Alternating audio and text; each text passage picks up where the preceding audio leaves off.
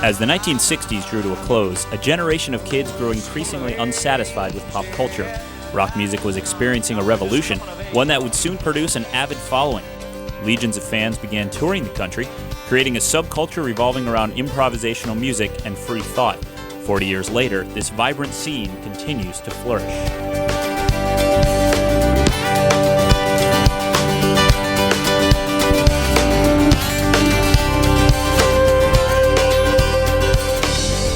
It's Jam Nation on Radio 104 WMRQ. Thanks for tuning in. My name's Jeff Waffle. That was the Aaron McDonald Band, recorded May 25th, 2002 at the Come Together Music Festival. And right now we're going to hear from Grand Theft Bus. This was recorded August 24th, 2002 at the Evolve Music and Awareness Festival. Thanks for tuning in. It's Jam Nation, Radio 104 WMRQ.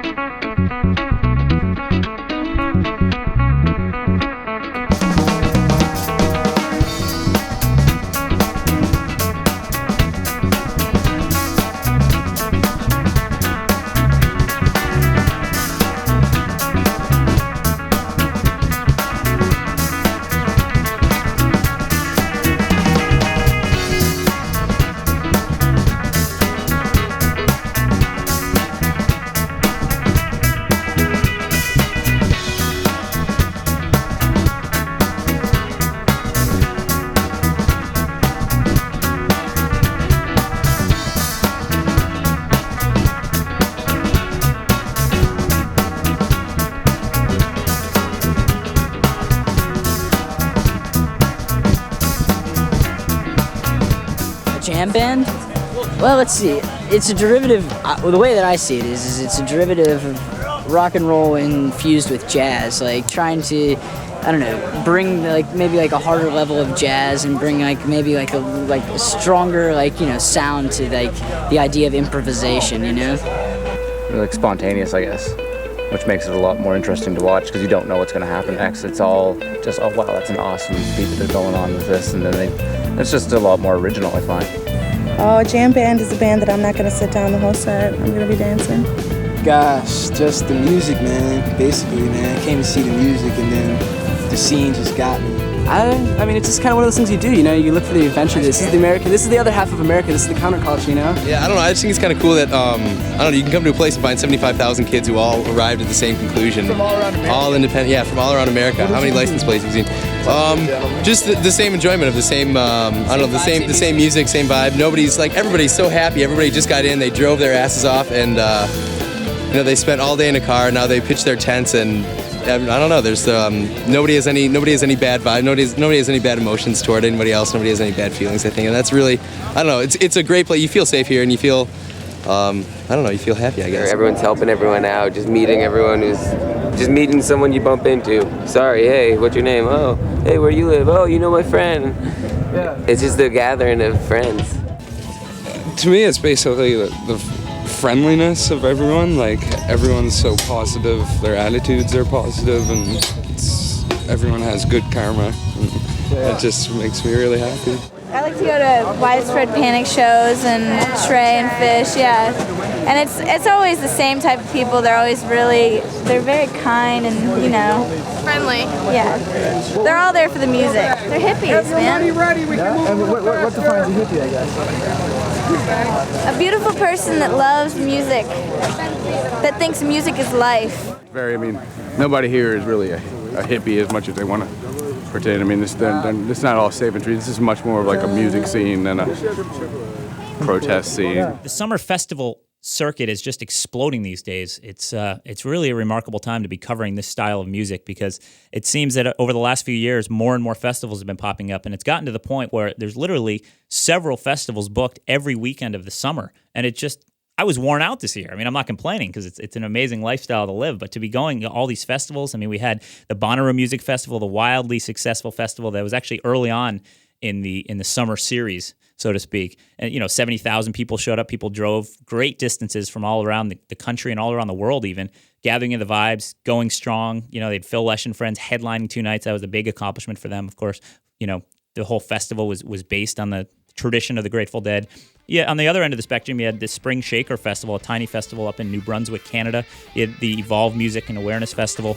And then you had the Frontier Town Festival. And we're going to play a track from that, recorded May 22nd, 2002. The name of the band is Juke Joint, and this was in Durham, Ontario. Thanks for tuning in to Jam Nation. It's Radio 104, WMRQ.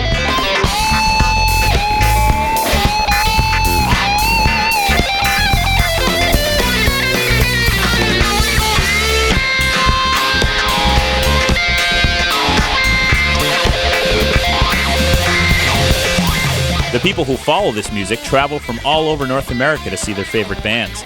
Many hours of driving and waiting in line outside the gate are all part of the experience. Man, it took us about a day and a half, but it's only about 6 hours. Yeah. It sure is. Traffic was rough. How long were you guys waiting in line? I was there for 17 hours. Oh, it was great. Everybody's out having a good time, you know, just partying on the road. Had to do something. We were stuck there. It wouldn't move. Okay, how many miles away is Nova Scotia, Canada? 1,400. 1,500 miles, I'd say. And it took 43 hours. 43 hours to get here. How far away is it? It's about a 4-hour drive generally. Took us 18 hours, including 5 hours waiting to get in the gate because we're riding in the bus, 71. We had to stop to let it cool down. We had a 2-hour detour for fixing the gear shift. Is it worth the hassles? Well, that's debatable. It's a labor of love. And you learn a lot about yourself in the process. You spend a lot of money too, though. That's kind of the problem. You know, you can figure it out. You dump it, you grab a ticket, and we'll call it out, and whoever is going to have that number will win this bus. Win my bus. Oh, yeah! Number 37. Oh, yeah! We can get home! You guys here to see this weekend? Phil Lesh and friends. Man, dude. Phil and Warren, man. Phil and Warren. No, man. It's Phil and Jimmy. That's true, dude. Jimmy and those acid chords he gets way up into. You know what I mean? Like fucking Harry's the bomb. But it's all about Kimmock tonight, man. 4th of July, Kimmock. How far did you travel? California. From California. How long of a drive's that? About 4 days. But we did it in 3. We hitchhiked from northeastern Maryland. How long did that take? 3 days. Like, especially since the Beatles, but like over the ages, like I guess, but especially since the time of the Beatles and Woodstock, that music has carried with it a very strong culture, a very strong subculture, and people have a certain identity according to what type of music that they like.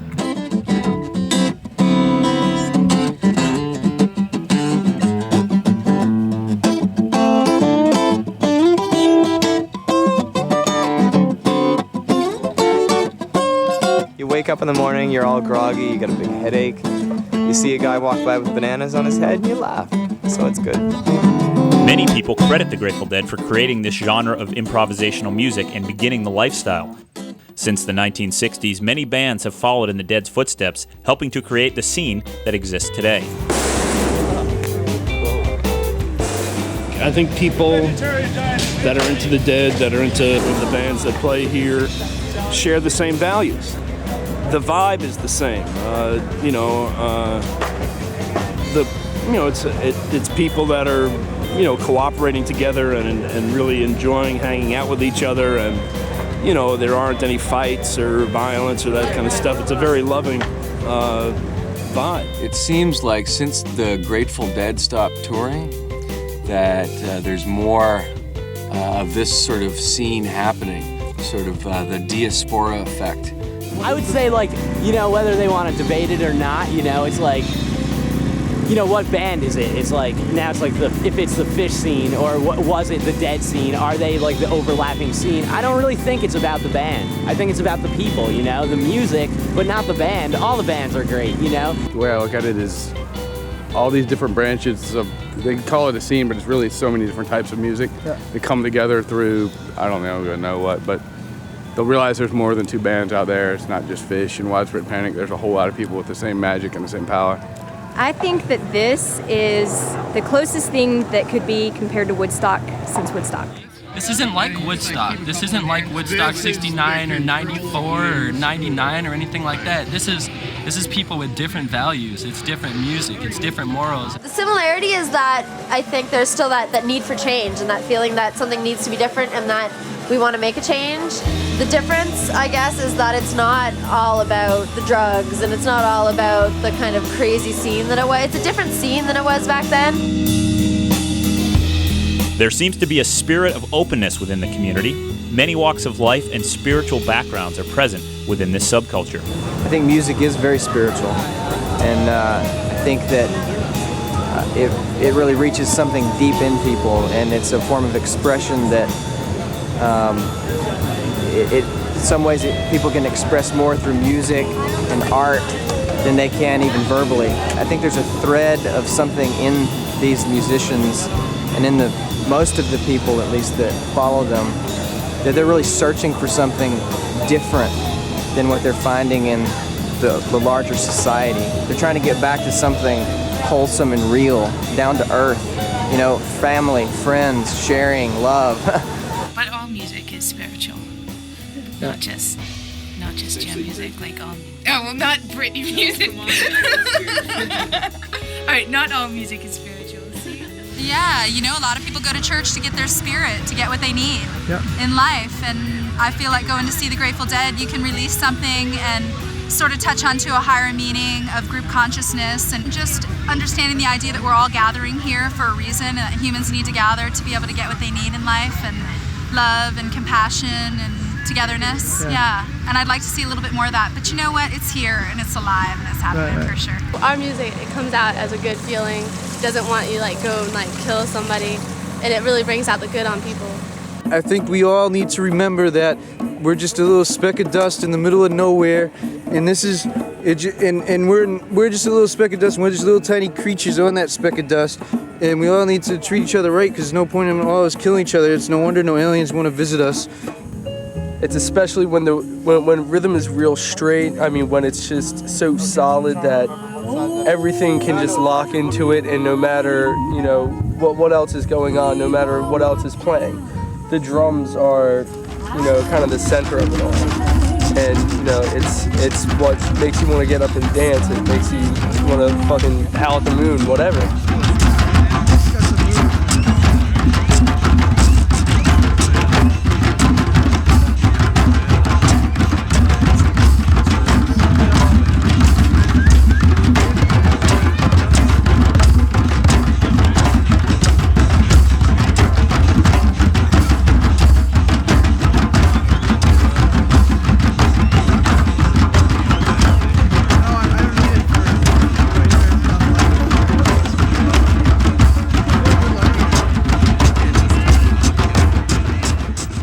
Coming up next, we're going to hear from Bullfrog featuring Kid Koala. This is a Montreal band. And it's interesting how the whole DJ, hip-hop, electronica world is merging with the jam band world. And some of you may be familiar with Bullfrog when they opened for Vita Blue on New Year's Eve at Roseland Ballroom in New York City. That was this past New Year's Eve, 2001, 2002. And we're going to hear a track called Music for Morning People. Thanks for tuning in to Jam Nation. It's Radio 104, WMRQ.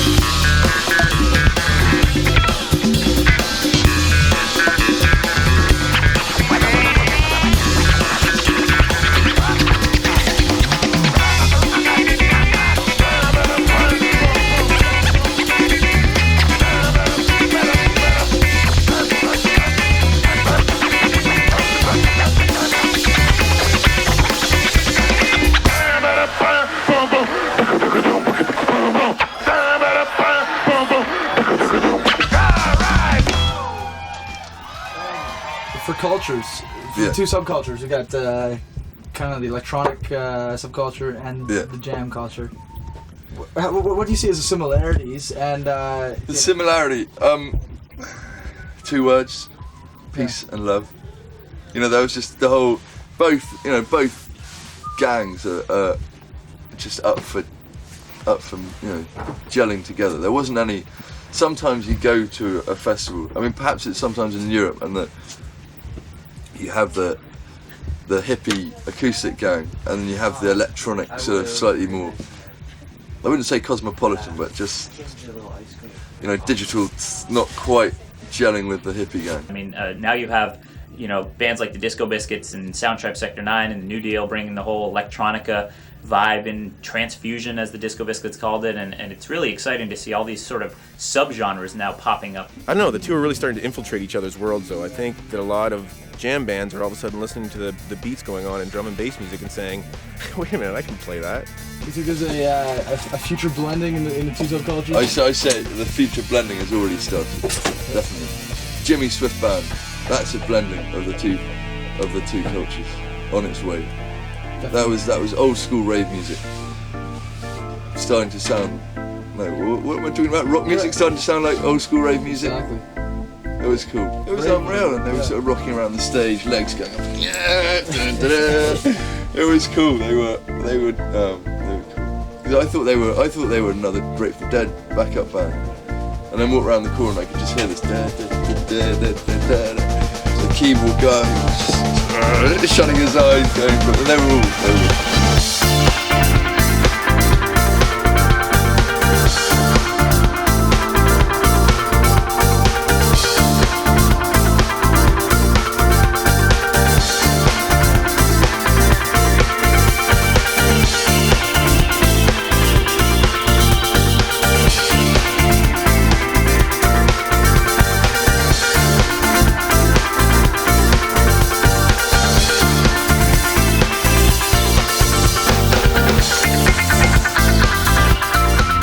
As opposed to the mainstream record industry, the bands usually support themselves by touring, leaving the recorded album as a secondary priority.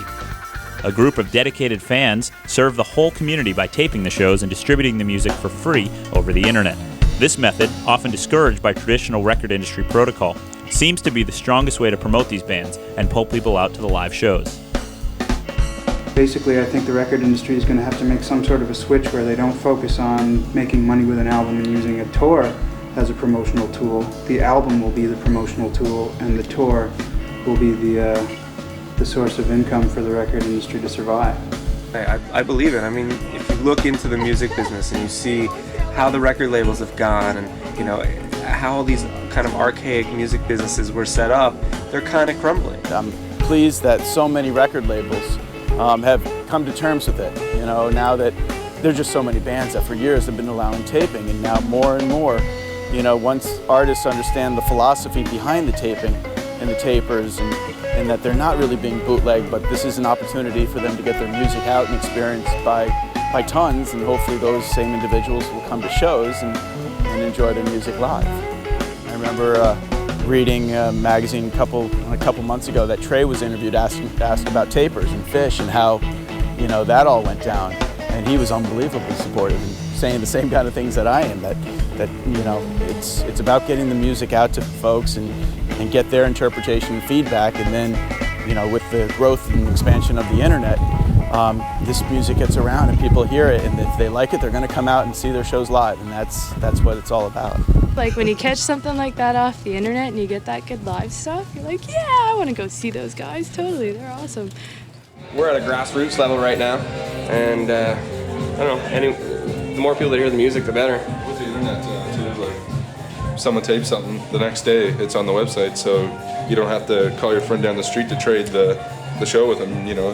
Buddy from Toronto can download it like tomorrow or something like that. So, internet's a wonderful thing too. What do you think the scene would be without tapers?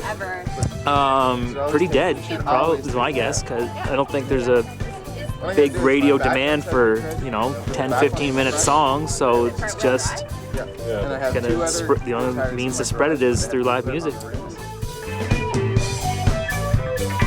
Not only is the internet the primary source for tape trading, it is also a medium for the community to communicate. There are many internet message boards and forums that people can use to keep in touch. My community stems from the Fish Sanctuary website. We all post and keep up on each other's lives every minute of every day. We know what each other are doing. We all show up to the same shows in the Ottawa area, and whenever we travel, we kind of run into each other there as well. If you're not hooked up with the internet, if you're not hooked up with the right people, you're really never going to see this lifestyle. Like when I was exposed to it, it's like I jumped right like head first in.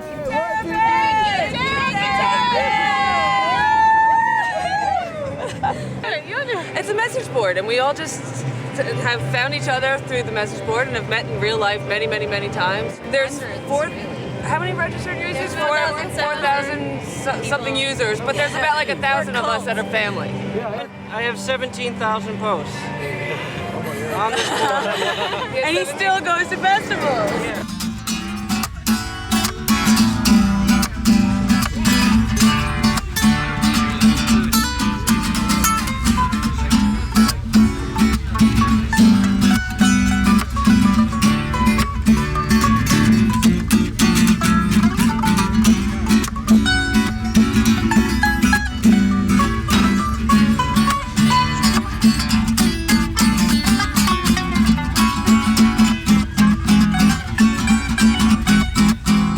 I love String Cheese, and Phil and Bobby are pretty cool. I like Jack Johnson and Carl Denson's Tiny Universe.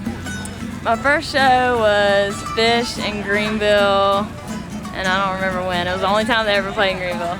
In Boston, I saw the String Cheese incident, and it was just an incredible experience down by the water in the Boston Fleet Pavilion. Just craziness. Back when I was in 9th grade in 1987, I saw Poison. That was my first concert.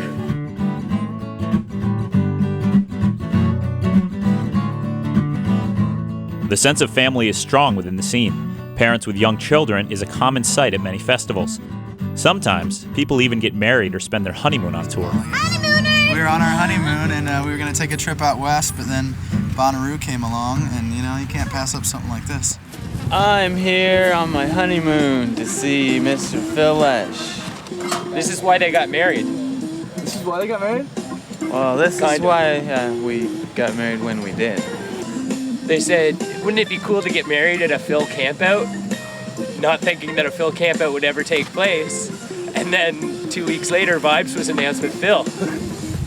Right under the Stonehenge right there where that big piece of artwork is, we got married right underneath that where the male and lucky man right here. Yeah, this is my husband now. Okay, when did you get married? A few minutes ago. You serious? Yeah, we just got married over there. It's nice to get together with a bunch of people who are genuinely good people, who care about things, who care about the environment, who care about people, who care about family and friends and helping each other out and stuff like that. And to me, I mean, yeah, that's what makes me feel warm inside.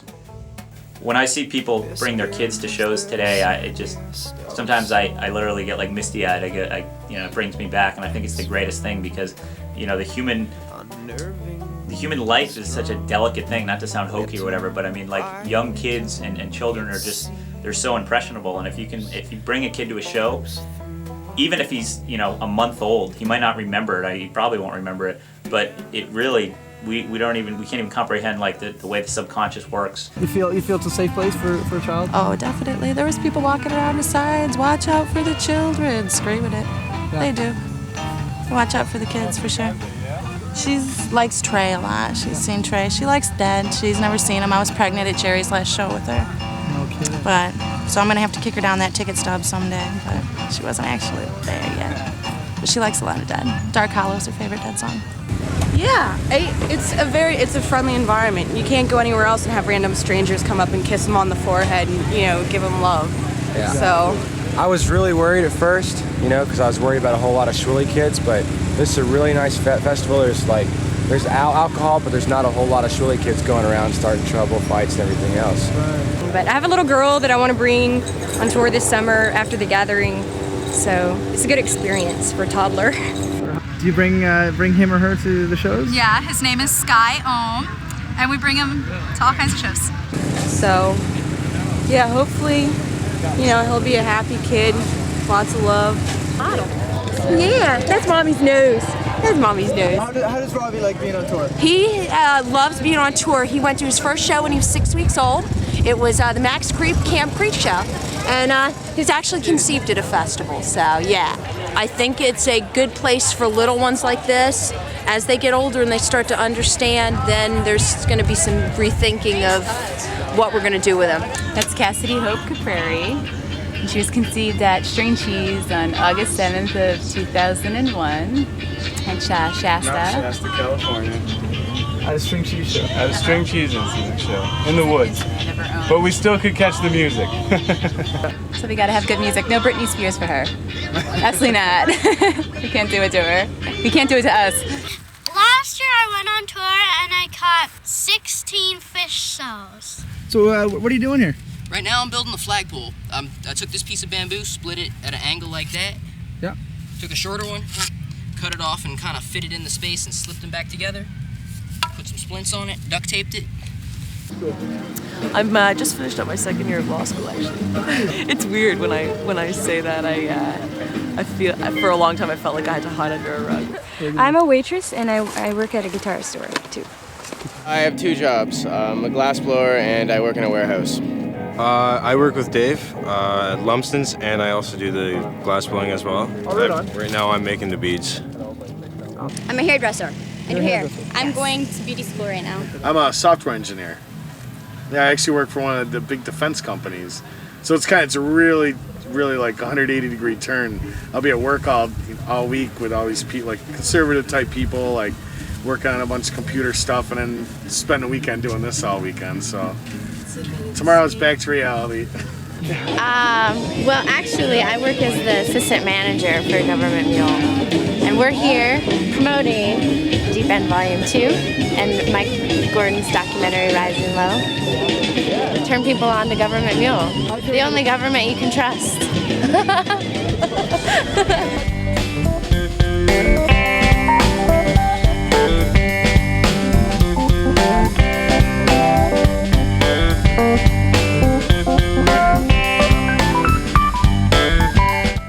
Seeing the live show is only part of the whole experience.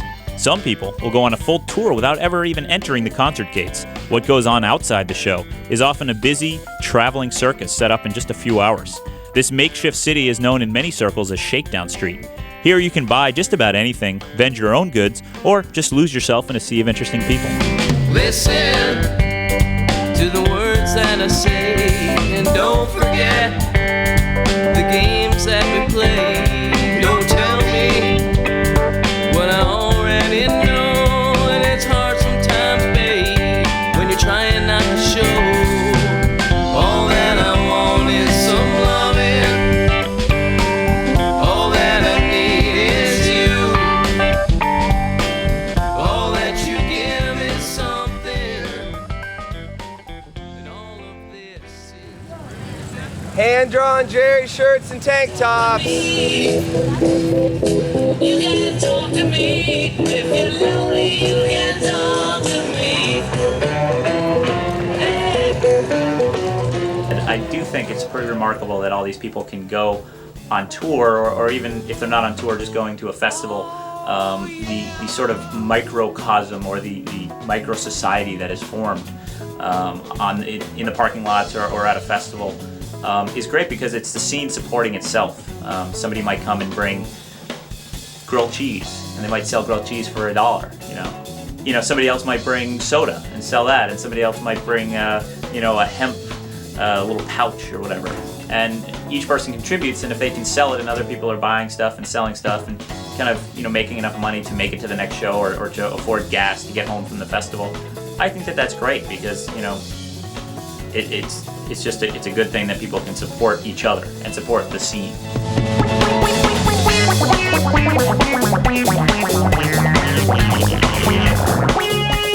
Oh yeah, we've done lots of festivals, been traveling with the Dead in our young times for a long time. We're legal vendors. We're legal. Minerals, rocks and minerals. Gems, precious gems. Havana Seeds, Dominican Republic cigars. Also can be used as camping Tampax holders. What am I doing? I just did this little shamalama ding dong. Think about putting ice cream puts the shamalama in my ding dong. But he doesn't like it, you know. It's an official ice cream truck, so we're trying to stay official. Is this official? Yes, it's a real ice cream truck. My mom used to make hacky sacks for me, and I sold them at dead shows. I'd go out on tour, she'd give me 20, 30, 40, 50 hacky sacks to sell. Sometimes you can make a living for sure. Sometimes you're hoping to get to the next show. Saving the world one grilled cheese at a time. Do you guys do this to support tour? Support ourselves. Yeah. We're just trying to, you know, our life is to go make money on it and try to get to the next show, you know. We're not trying to rip anybody off. Yes, I have In Construction and Dance with Reckless Abandon. This is my favorite though. All right. Whole wheat, because I care about the kids, man. I want them to be regular. I've worked in the industry for a couple of years, and why not do it outside of the box instead of feed a bunch of fat old men that have too much money? What we're doing is we're promoting Grateful Dead products and Happy Life products. We've been selling shirts for about 15 years all across the country. We do a lot of festivals all summer long, and this is what we do. We make the shirts that we sell. We work with the Grateful Dead directly, getting Grateful Dead merchandise, and we have a really lot of nice gift ideas for everybody. But it's great. It's the people you meet and the fun you have doing it. You can't beat it for a summer job. Way better than working in a in a restaurant or a garden supply store for the summer. Historically, activism has played a large role in the counterculture. Social, political, and environmental awareness is strong amongst the heads. Some gatherings, like the Evolve Music and Awareness Festival, are combining the music and activism, putting as much emphasis on awareness as they do the music itself. This year we've probably 50 different environmental groups. Well, not necessarily just environmental groups, groups of all shapes and sizes that are just coming out to explain what kind of things they do. There's no real preaching now. We don't preach it. We just have a table up and there's a sign there saying who they are, and you have the opportunity to walk up and either ask questions or pick up a pamphlet.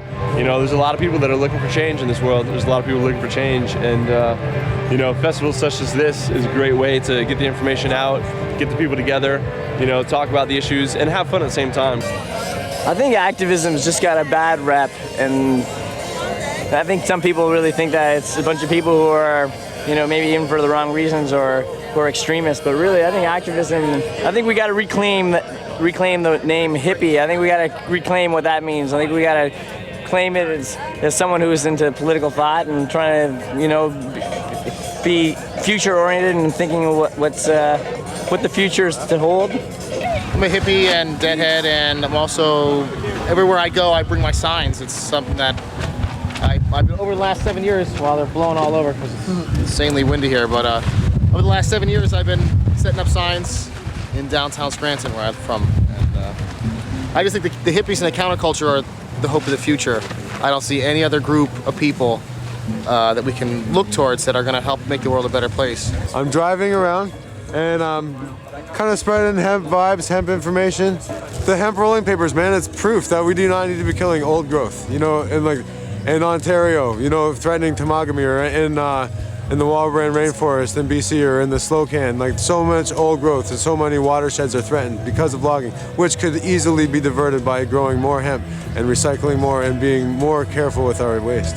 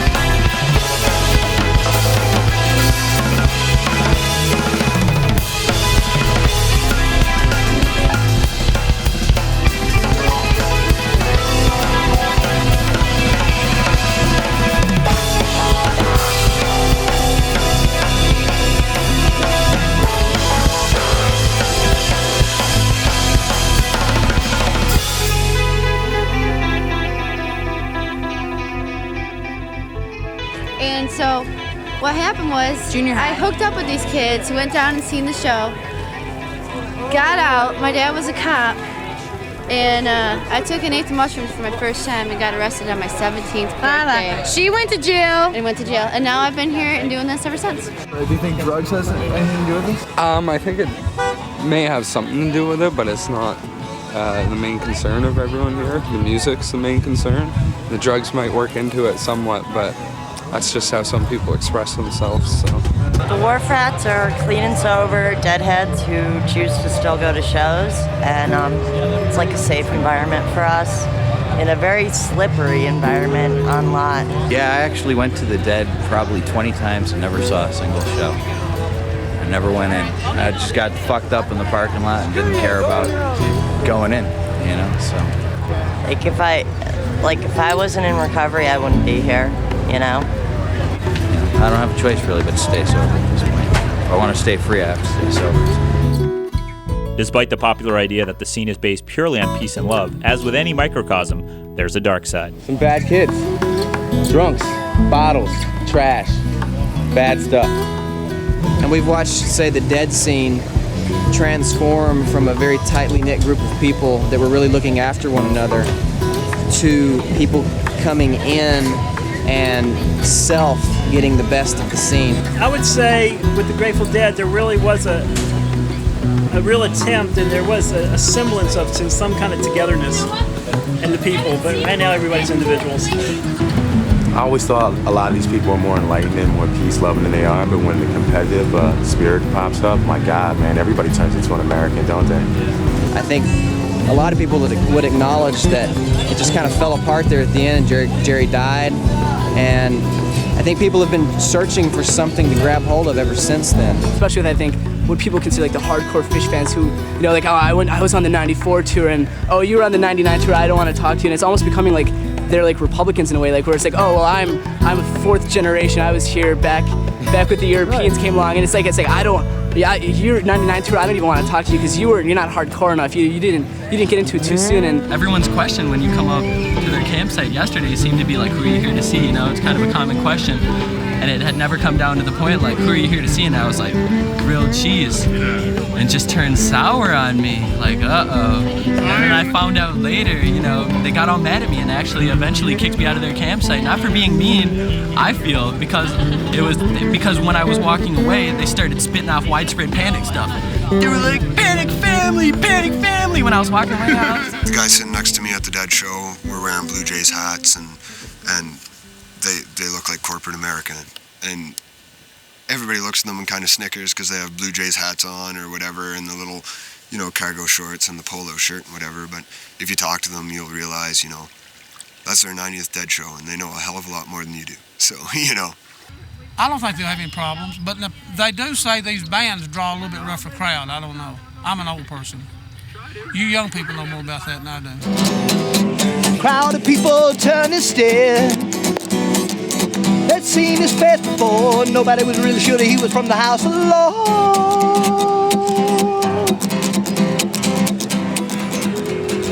My name is Wingfrog, and I hiked the Appalachian Trail.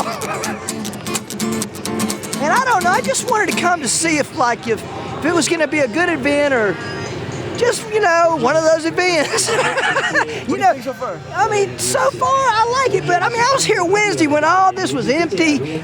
Everything was empty. And I played out here when everything was empty. And tonight I got kicked out for playing in a venue that was empty because, I don't know why. An empty venue, and a big guy kicked me out. He thought I wanted to be, I guess, famous. We've got hours to go, and then it's the bus show. That's what we're all waiting for, and no matter how long this keeps up, it'll be gone then.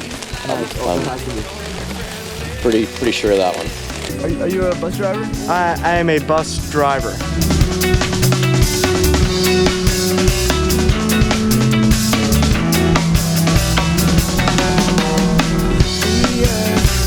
Trembles with every footstep, he's stretching out a smooth found frame. At first, he was imaginary, he lives in Frankenstein's name. Come and touch my eyes. Come and feel my face. Don't be so surprised, I'm not of human race. Come and touch my eyes. Come and feel my face. Don't be so surprised, I'm not of human race.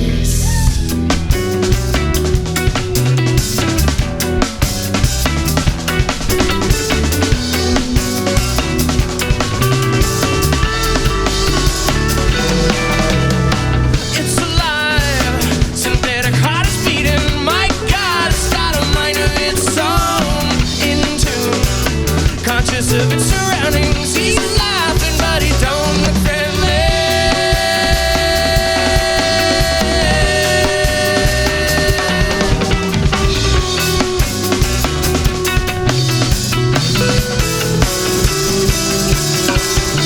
The earth trembles with every footstep. He's stretching out his newfound frame. At first, he was imaginary. He lives in Frankenstein's his name. A lot of bands in this whole family, I guess, get a lot of support from their audience. And as far as audience contribution to a show, too, it's all about energy. And the more the audience contributes, the better and the higher the energy of the show. Yeah. There's no question that we feed off them, they feed off us, and there's a definite exchange of energy going on. I think the audience who comes to see shows within the scene, they come to listen to music, and then you can feed off the people who are listening because you're feeding them and you can see them even reacting to how you play. I can't really think of any other music that while you're creating it, the audience is a part of what you're creating. That's exactly what I was. And I think that is a big part of what makes the scene special. 4 feet off the floor, floating all the time. Take a tip from me. We'll do this any time. Standing still, without it we'll prevail. All there is now. Without it you won't fail at anything. But the happiness it brings is coming through in waves, floating through your brain.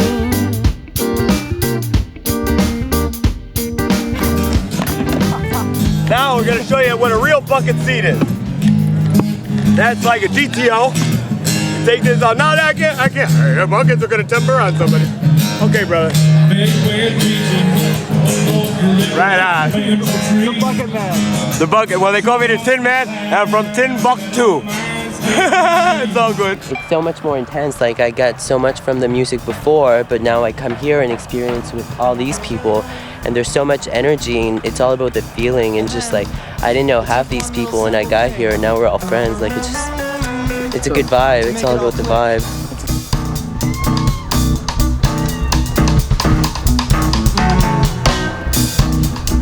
I just looked at a little baby.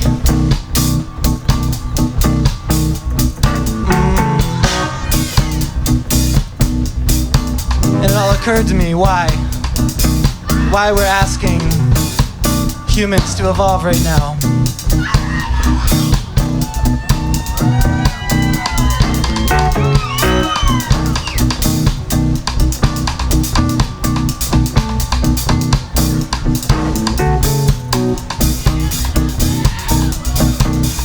So I decided I am going to do my part to evolve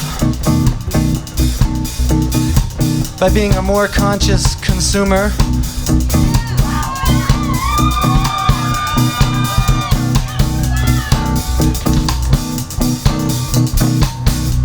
It wasn't exactly the way I was brought up, you know, to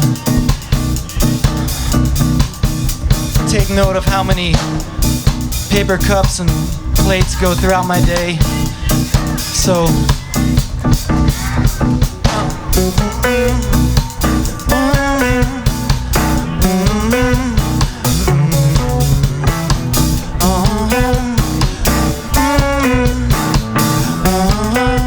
The jam band label isn't one that all groups in this culture embrace. However, all of these artists are tied together by one common thread: improvisation. I just think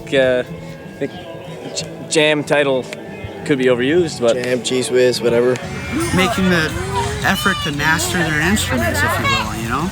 Really care about the music they're playing and care about the people they're playing it for, and that's what I'm hearing. Bands here, they care about who they're playing for. They care about the people, they care about the music. And that's really kind of what's lacking in a lot of music. I think it's so popular. It's people are getting the connection. People are feeling the feelings, identifying with the stories, identifying with the artists, liking the music. It's great music. It's talented music. These people are talented people.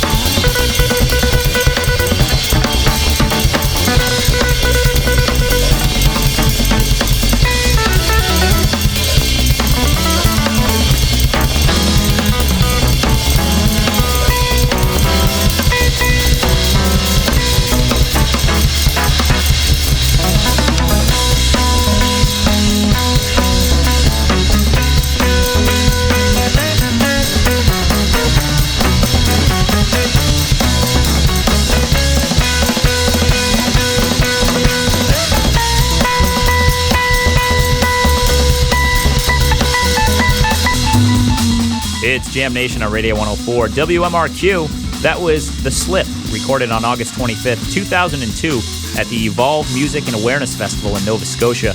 And that is just one of many amazing festivals that took place in the summer of 2002. It really was an incredible time, and I look forward to next summer because, you know, Bonnaroo will be returning. A lot of the big mainstay festivals will be back, and it's just really an exciting time to be watching this jam band world and the culture evolve, for lack of a better term. So we're going to close things out here with Mark Wilson. The name of this track is Diamond Dancing.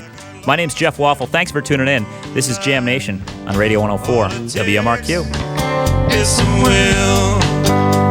You just got to want to try to pick yourself up, dusted off. Head culture has exploded since the early years. 3 generations later, kids are still hopping on the bus. There is still a desire for change and a love for creation. Improvisation is not only limited to the music, it is also a way of life for hundreds of thousands of people around the world. This is the Headstand. Many moons ago, this trailer belonged to the Fat Cats, and I'm pretty sure they took it all around the country and whatnot. And then Bert Nelson got a hold of it. This is probably the most handed down piece of jam band equipment in the last 10 years. So I was just on field tour. I pulled over once in Georgia. How'd that go? This is an obscene gesture in the state of Georgia if you're driving in the hemp van. There's that. That's probably the number one thing we get. We get that. It's all about one thing, and that's just taking it further. In the spirit of Kesey, Babs, Leary, let's go further.